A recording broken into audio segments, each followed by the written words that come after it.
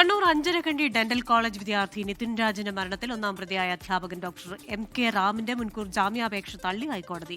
റാമിന്റെ മാനസിക പീഡനത്തെ തുടർന്ന് നിതിൻ ആത്മഹത്യ ചെയ്തതെന്നായിരുന്നു കേസ്. വിഷ്ണു സുരേഷാണ് കൊച്ചിയിൽ നിന്ന് വിവരങ്ങളുമായി ചേരുന്നത്. Vishnu, good afternoon.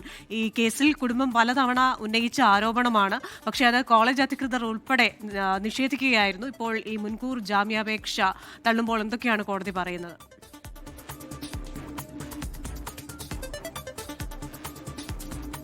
ക്രിസ്റ്റീന, മുൻകൂർ ജാമ്യാപേക്ഷ തള്ളിയതിന്റെ വിധിപ്പകർപ്പ് പുറത്തു വന്നിട്ടില്ല. നേരത്തെ തലശ്ശേരി കോടതി റാമിന്റെ മുൻകൂർ ജാമ്യാപേക്ഷ തള്ളിയിരുന്നു. അതിന് പിന്നാലെയാണ് റാം ഹൈക്കോടതിയെ സമീപിച്ചത്. ഈ ആത്മഹത്യക്ക് താൻ കാരണക്കാരനല്ല, നിതിൻ രാജിന് ചില സാമ്പത്തിക ഇടപാടുകളുണ്ട്, പ്രത്യേകിച്ച് ഈ ലോൺ ആപ്പുമായി ബന്ധപ്പെട്ട്.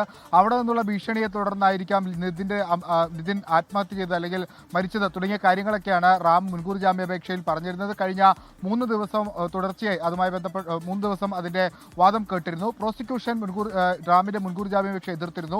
ഈ ഘട്ടത്തിൽ റാമിന് മുൻകൂർ ജാമ്യം അനുവദിക്കരുതെന്നും അത് കേസ് അട്ടിമറിക്കപ്പെടാനുള്ള സാധ്യതയിലേക്ക് പോകുമെന്ന് പ്രോസിക്യൂഷൻ പറയുകയും ചെയ്തു.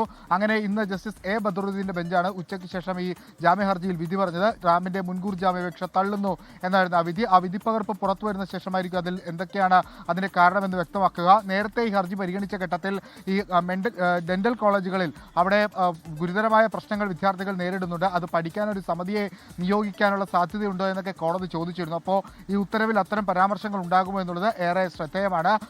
ഇനിയിപ്പോൾ റാമിനെ അറസ്റ്റ് ചെയ്യുമോ എന്നുള്ളതാണ് ഏറെ പ്രധാനപ്പെട്ട കാര്യം. ഏപ്രിൽ 10-നാണ് നിതിൻ മരിച്ച നിലയിൽ നിതിനെ കണ്ടെത്തുന്നത്. അതിനുശേഷം പോലീസ് കേസെടുക്കുന്നു. പക്ഷേ പിന്നാലെ ഇയാൾ ഒളിവിൽ പോയ പശ്ചാത്തലത്തിൽ ഇപ്പോൾ ഇത്രയധികം ദിവസമായി റാമിനെ പിടികൂടിയിട്ടില്ല. മുൻകൂർ ജാമ്യാപേക്ഷ നൽകി ഇപ്പോൾ തള്ളിയ സാഹചര്യമുണ്ട്. ഇനിയിപ്പോൾ റാമിനെ പിടികൂടുമോ ഇല്ലയോ എന്നുള്ളതാണ് അറിയാനുള്ളത്.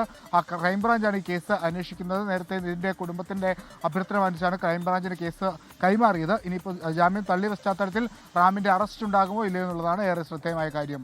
ക്രിസ്റ്റീന,